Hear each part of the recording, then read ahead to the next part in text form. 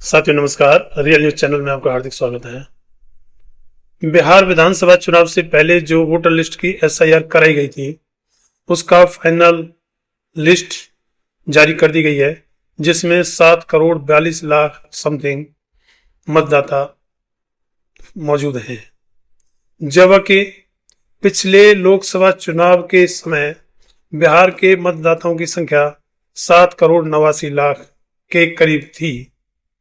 अब इसमें जो इलेक्शन कमीशन ने प्रेस विज्ञप्ति जारी की है उसमें उसने बताया है कि 65 लाख मतदाताओं को हटा दिया गया है, जिसमें जो ड्राफ्ट लिस्ट 1 अगस्त 2025 को जारी की थी वो 7,24,00,000 की जारी की थी। उसमें से इनएलिजिबल इलेक्शन रिमूव्ड जो एलिजिबल नहीं पाए गए थे वो 3,66,00,000 थे, और eligible electorals added in draft list form 6 के तहत जो जोड़े गए हैं वो हैं 21,53,000।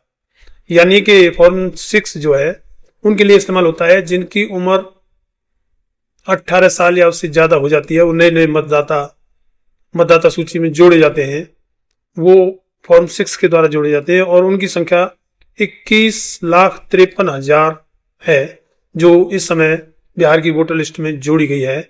और total electorals in final list यानी कि अब जो फाइनल लिस्ट में है वो 7,42,00,000 बने हैं।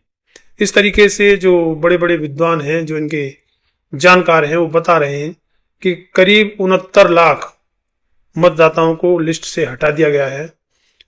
और अब इसमें इतनी भारी मात्रा में जो मतदाता हटाए गए हैं उनका अभी तक कुछ पता नहीं है क्यों हटाए गए हैं, कैसे हटाए गए हैं, जबकि पहले से जो प्रोविजन चला रहा था देश की आज़ादी के बाद से ही, शुरुआत में कैसे कैसे चुनाव आयोग ने पूरी लिस्ट बनाई होगी, उसके बाद में जो प्रोविजन था कि वोटर लिस्ट में जितने नाम हैं उनमें से अगर किसी को हटाना है तो हटाने का प्रोविजन एक बनाया हुआ था कि जैसे ही चुनाव आयोग को ये पता लगता है कि यह मतदाता या तो स्थान चेंज कर गया है, कहीं और जगह चला गया है, या वो एक्सपायर हो गया है, तो उसके घर पर जाकर उसको प्रॉपर वेरीफाई करके उसका नाम हटाते थे।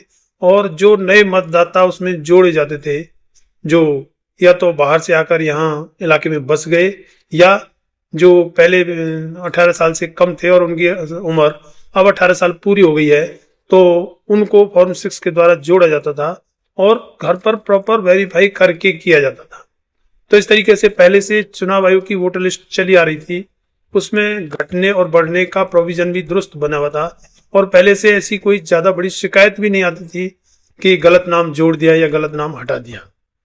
और अगर बाई चांस कोई ऐसी बात थी भी या होती भी थी तो उसका रिजोल्यूशन भी था। आदमी प्रॉपर वहाँ चुनाव आयोग के दफ्तर जाएगा, जो भी इलाके वाइज बने हुए हैं उनमें जाकर अपना फॉर्म भरेगा और वो बताएगा, उसके सबूत देगा और नाम जुड़ जाएगा या कट जाएगा, ऐसे था। लेकिन प्रॉपर जिम्मेवारी ये इलाके के बीएलओ की होती थी कि किसी का नाम गलत कट ना जाए या गलत जुड़ ना जाए। लेकिन अब पिछले कुछ समय से चुनाव आयोग में वोटर लिस्ट के ऊपर बड़ा घमासान चल रहा है। पिछले लोकसभा चुनाव में भी और तमाम स्टेट्स के चुनाव में भी एक तो चुनाव आयोग ने वोटर्स की संख्या देने से मना कर दिया या संख्या बताना बंद कर दिया। जब वोटिंग होगी तो वोटिंग परसेंटेज बताएगा, उसमें वो बिल्कुल नहीं बताएगा कि इतने वोटर हैं या इतने वोट पड़े हैं या उनकी संख्या कितनी है, बस वो परसेंटेज बताएगा। और उसमें भी जिस दिन वोटिंग होगी उस दिन परसेंटेज कुछ होगा, और उसके 4-5 दिन या 6-7 दिन बाद तक भी वो वोट परसेंटेज बढ़ जाएगा, बढ़ता ही है तकरीबन। तो ऐसे मामले चलते रहे, लेकिन उसका प्रॉपर जवाब कभी भी चुनाव आयोग ने नहीं दिया। और उसके बाद में लोगों को लगता तो था कहीं ना कहीं कुछ ना कुछ गड़बड़ है, लेकिन उसके बाद में 7 सितंबर को राहुल गांधी ने कर्नाटक में एक प्रेस कॉन्फ्रेंस करके वो बताया कि कर्नाटक की महादेवपुरा विधानसभा सीट पर करीब 1 लाख फर्जी वोटर जोड़े हुए थे। उसे अचानक बड़ी हलचल मची, चुनाव आयोग से सवाल किए जाने लगे, लेकिन चुनाव आयोग उस पर अपनी गलती ना मानकर उल्टे राहुल गांधी को ही कहने लगा कि वो ये एफिडेविट पर लिख के दें। ये बड़ी अचरज की बात थी। उसके बाद में बिहार के विधानसभा चुनाव की जो वोटर लिस्ट थी उसमें गड़बड़ी को लेकर विपक्ष और तमाम एनजीओज सुप्रीम कोर्ट में गए, लेकिन सुप्रीम कोर्ट में भी कोई सेटिस्फाइड कार्रवाई अभी तक नहीं हुई, कोई न्याय नहीं मिल पाया।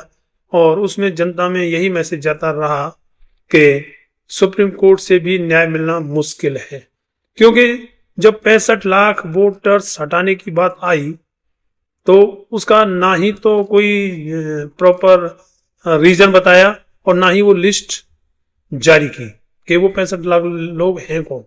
और उल्टे चुनाव आयोग ने अपनी वेबसाइट से उन तमाम वोटर लिस्ट को हटा दिया जो कंप्यूटराइज थी और कंप्यूटर के द्वारा पढ़ी जा सकती थी।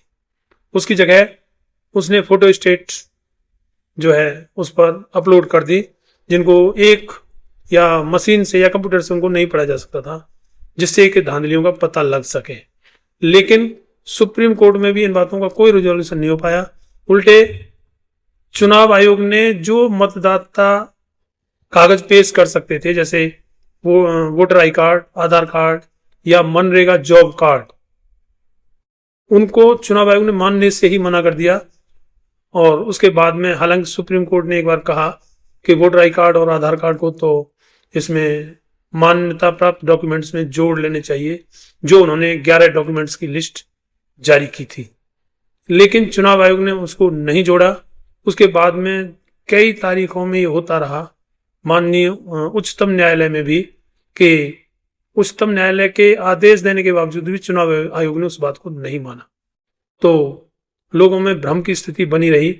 और अब चुनाव आयोग ने जो फाइनल लिस्ट जारी कर दी है उसमें भी करीब 69 लाख मतदाताओं को हटाया जा चुका है।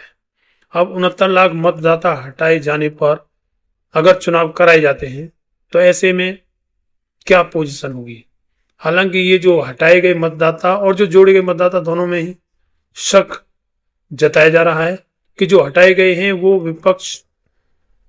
विपक्षी पार्टियों के समर्थक हैं और जो जोड़े गए हैं वो या तो भाजपा के समर्थक हैं या वो फर्जी वोटर हैं। कई चीजें उसमें सामने आई थी जो राहुल गांधी ने माधेपुरा सीट पर बताई थी कि एक आदमी वो माधेपुरा में भी वोट डालता है, यानी कि कर्नाटक में वोट डालता है, महाराष्ट्र में भी वही आदमी वोट डालता है और बिहार में जाकर भी वही व्यक्ति वोट डालता है। तो इस तरीके की खामियां काफी दिखाई दे रही हैं, लोगों द्वारा बताई जा रही हैं, लेकिन अभी तक उनका कोई हल नहीं निकला है। अभी उम्मीद है कि सुप्रीम कोर्ट में 7 अक्टूबर को सुनवाई होनी है, जिसमें उम्मीद जताई जा रही है कि शायद या तो SIR को माननीय सुप्रीम कोर्ट समाप्त ही कर दे या इसका कोई प्रॉपर हल निकाला जाए कि बिहार में हर रहने वाले व्यक्ति को वोट डालने का अधिकार मिले, वरना ये लोकतंत्र के लिए बड़ा ही घोटाला साबित होगा और लोकतंत्र की जड़ों को हिलाने वाला मामला बनेगा। तो इस तरीके से चुनाव आयोग अपनी मनमानी कर रहा है, देश के किसी भी आदमी की वो नहीं सुन रहा है। हालांकि विपक्ष जब सवाल करता है तो चुनाव आयोग चुप लगा जाता है, उसकी जगह जवाब भारतीय जनता पार्टी के नेता देते हैं। जैसे कि जब राहुल गांधी ने माधेपुरा सीट पर 1 लाख फर्जी वोटर निकालकर बताए तो उसी समय भारतीय जनता पार्टी के एक नेता अनुराग ठाकुर ने प्रेस के सामने आकर बताया कि कन्नौज और प्रियंका गांधी की सीट और अमेठी आदि रायबरेली में कई सीटों पर फर्जी वोटर बताए थे। हालांकि वो ये भूल गए कि ये फर्जी वोटर या वोटर लिस्ट चुनाव आयोग की है। अगर ये खामियां हैं तो ये खामियां भी चुनाव आयोग की हैं, जो फिलहाल भारतीय जनता पार्टी की सरकार में ही ये चल रहा है और उनको ठीक कराना भी भारतीय जनता पार्टी की सरकार का ही काम है। लेकिन वो सिर्फ राहुल गांधी को झूठा बताने की वजह से वो अपनी और केंद्रीय चुनाव आयोग की भी पोल खोल रहे थे। खैर, अभी इंतजार है 7 अक्टूबर का और अभी इन बीच में जो 4-5-6 दिन हैं, इनमें वोटर लिस्ट की और खामियां निकल कर बाहर आएंगी और पता लगेगा और क्या क्या खामियां हैं। हाँ, कुल मिला के ये तो माना जा सकता है कि जब से ये चुनाव आयोग या इससे पहले राजीव कुमार थे या अब जो भी ज्ञानेश गुप्ता चुनाव आयुक्त हैं, इन्होंने चुनाव आयोग की साख को तो बहुत नुकसान पहुंचाया है। फिलहाल देश में चुनाव आयोग पर कोई भी आदमी विश्वास करने के लिए तैयार नहीं है और इससे पहले भी ईवीएम पर तो कोई भी आदमी भारत का विश्वास करने को तैयार नहीं है। लेकिन इसके बावजूद भी चुनाव आयोग ईवीएम पर ही टिका हुआ है और ईवीएम को एकदम फुल प्रूफ बता देता है, जबकि बड़े बड़े टेक्नोक्रेट या अन्य देशों के जो नागरिक या राष्ट्रपति, यहाँ तक अमेरिका के राष्ट्रपति ने भी यही कहा है कि ईवीएम चुनाव कराने का कोई सही तरीका नहीं है, ईवीएम को हैक किया जा सकता है। इतने आरोप लगने के बावजूद भी चुनाव आयोग बड़ी ही बेशर्मी के साथ ईवीएम को भी फुल प्रूफ बता देता है और वोटर लिस्ट में अपनी गलतियों को मानता ही नहीं है। बड़ी अजीब बात फिलहाल भारत के लोकतंत्र में बन गई है कि चुनाव आयोग वैसे तो स्वतंत्र संस्था है, लेकिन फिलहाल जो दिखाई दे रहा है कि चुनाव आयोग एक पार्टी का दफ्तर बन के रह गया है, उस पर जनता विश्वास करे भी तो कैसे।